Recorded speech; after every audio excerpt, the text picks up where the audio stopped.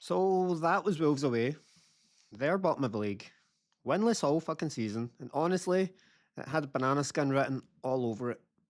I know one situation for United. If we won, people would say, well, you should be fucking winning.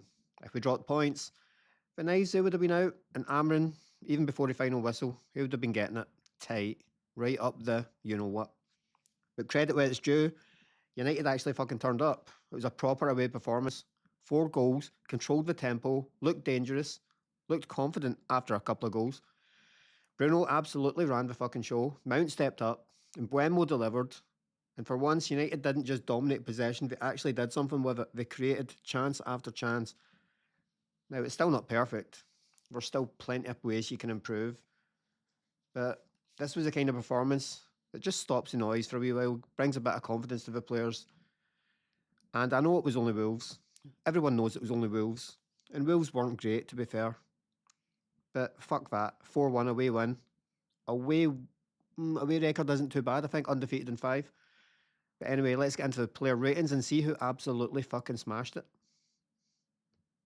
Okay, a goalkeeper, Mr. Le Mans. And it was a pretty normal fucking game as usual. No clean sheet because it's Man United and we don't do clean sheets. We're absolutely rejects when it comes to clean sheets. And he couldn't do anything with the goal. It was a cross in and just a stretch. Managed to connect with the ball when it flew into the corner of the net. His distribution was okay. Nothing amazing. Didn't really have to do anything. Wolves were not much of a threat, even though the few times they did break and run at the goal, United looked like they were fucking shitting their pants a wee bit. But the boy, he comes for crosses, he collects, he distributes well. He's calm, he's composed. He's a good buy, and he's a well-deserved number 1. So 6.5 for Le Mans. Now, Aiden Heaven, he started his second match in a row because Big Delit wasn't quite ready. He should be back for the next game, though. He had a steady night without ever really standing on game, but it was a pretty decent display. Passes, 100% success rate. Duels, 100% success rate. You can't ask for much more, especially from a young boy who's still trying to find his feet, find his way into the team. The last 2 games, last game especially, wasn't great. This game, much better, but again, it is just Wolves. But the lad, he's going to dominate eventually. He'll be a brilliant player for somebody. It might not be for us, but he'll be a brilliant Premier League player. So for this match, I'm going to give Aiden Heaven a 6.5 out of 10.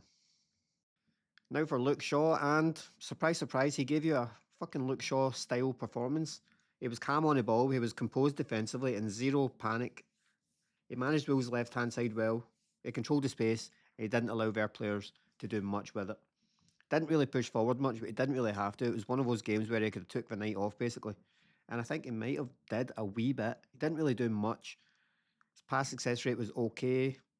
His duels was like 5 out of 11 or something like that. No fireworks, but no massive errors. And another game in a row for Luke Shaw. When's the last time he played this many games in a fucking row? 6 out of 10 for Luke Shaw. Now for Mazraoui, and he gave United exactly what the game needed. Maturity, discipline, and clean defensive work. Really good technical ability. He didn't overcommit. He didn't switch off. He stayed alert. Because Wolves were, stupidly enough, they were dangerous when they tried to break.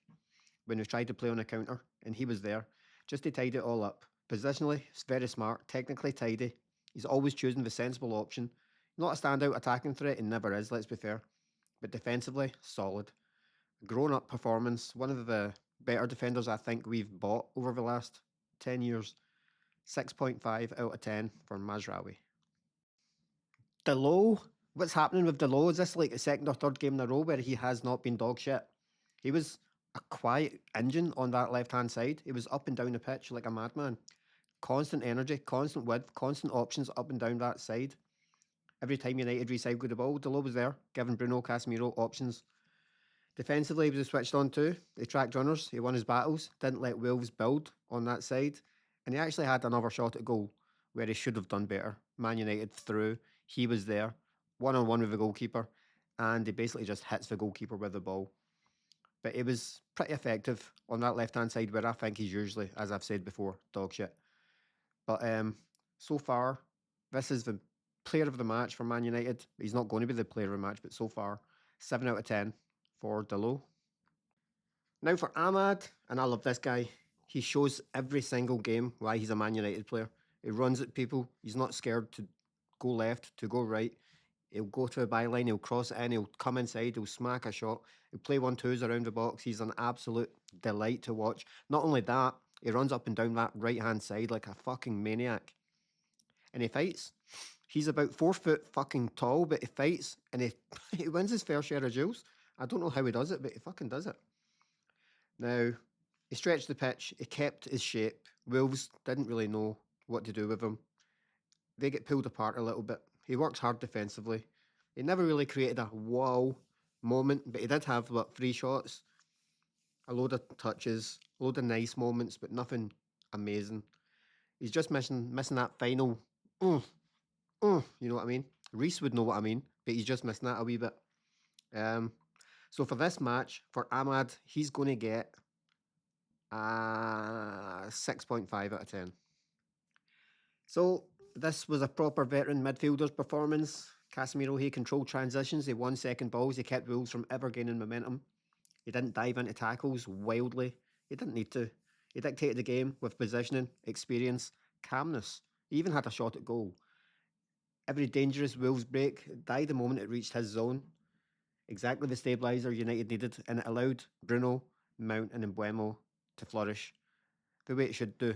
But seasons going forward, if he's going to stay here, and he's only going to get older, obviously, he needs someone beside him, needs someone that can absolutely help him. Bruno's not that guy. He's definitely not that guy. But for Casemiro, for this match, 7 out of 10. Solid. Okay, and now for the main man, for a captain. Bruno's performance was pure and simple, an absolute brilliant night. 2 goals, 5 chances created, I believe, 1 assist.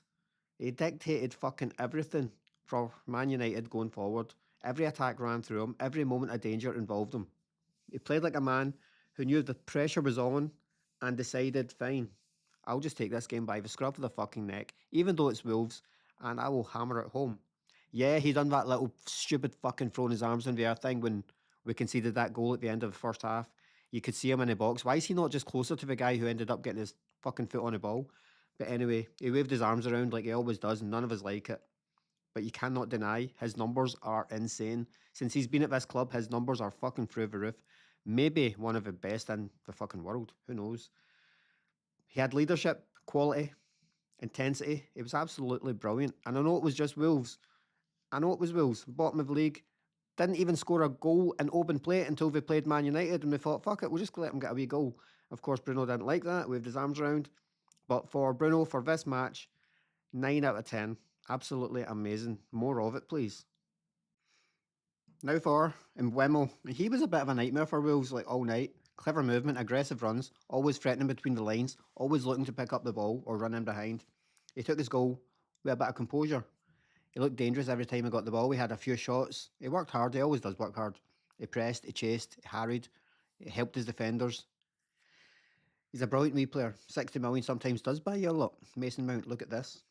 He's quickly becoming one of United's most important attacking threats. It has been quiet the last few games. Hopefully this is a turnaround just in time for him to go off to AFCON. But it was impressive. For Mbeumo, I'm giving him a 7.5. Now for Mason Mount, and was this his best performance in a United shirt? It's about fucking time. £60 million doesn't buy you much these days, does it? If Mount needed a statement performance, this was definitely fucking it. Sharp movement, great timing, constant energy. It was a proper, composed finish for his goal. It was a brilliant little run. He seen Bruno, picked up the ball. He waited for Bruno to swing that right leg, and he just darted inside between the defenders. Kind of stalled his run a little bit just to stay onside. The ball was perfect. Right onto his right foot. Volley, into the corner.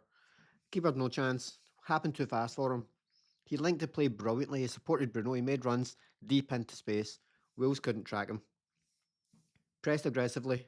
It helped create turnovers and kept United's attacking tempo. It was high.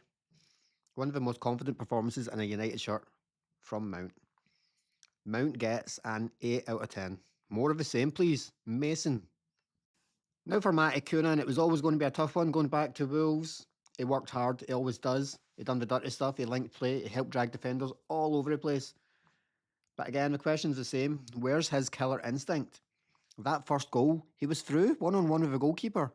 Shoot the fucking ball. Use your left foot, use your right foot, you use your fucking dick. Nobody cares. Just get that ball on target. But no, he stops and he comes back and he gives it to Bruno, and Bruno fell on his arse and somehow still managed to get a goal from it. Just have a shot. No one would have been mad if you didn't score. He contributes like fuck, but he needs to score more. He needs to have more shots. Saying that, he did have 8 fucking shots. But yeah, no goals. He did get an assist. But if you're going to be a striker, you want to be in there. You want to be at least having a shot, having a chance. Taking that shot, man, that should have been a goal for him. It was a decent performance, apart from that one negative thing. He always works hard. He always helps defensively. He always stitches up play. He holds up well. He runs with it well. He does everything. But he's not a striker. So you can't really criticise him for not having that deadly instinct when he's in the box. He's a 10. But for this match, I'm going to give Cunha, he gets a 7. 7 out of 10, because he did try. It was brilliant, actually, apart from that first goal. He fucked it.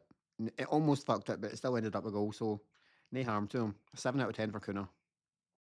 Okay, now look, a 4-1 away win is fucking great, but the job, it's not done. Not even close. Because up next, Bournemouth at Old Trafford, it's going to be a lot fucking harder. 15th of December, a Monday match again. Fuck me. It's going to be another one that United are going to have to win. We're going to have to pretty much win every game. That's the way it's going to be. We cannot finish under midway. I think we should be looking for a minimum, probably 8th in the league. But I'm hoping for top 5, because Ven Rees owes me £50. That's a wee dafty I work with, by the way. He bet that Man United wouldn't finish in the top 5 in the next 5 seasons. He actually bet me £50. What a little weirdo. I do not know how he's got a girlfriend. I do not know how he's got a job. I do not know how he's got a child. He is an absolute retard. But anyway, Bournemouth, Monday. It's going to be one of those fixtures where there's no hiding places. Bournemouth are going to turn up with nothing to lose. It's Old Trafford. People are not going there scared anymore. They're going there with like, we can take these motherfuckers. That's what they're thinking. They'll probably sit deep, the same way Everton did, the same way West Ham did. We're going to look for transitions. We're going to try to frustrate. We're going to try and be quiet for the first 20 minutes. We're going to try and non-concede. And we all know what United have been exactly like at Old Trafford.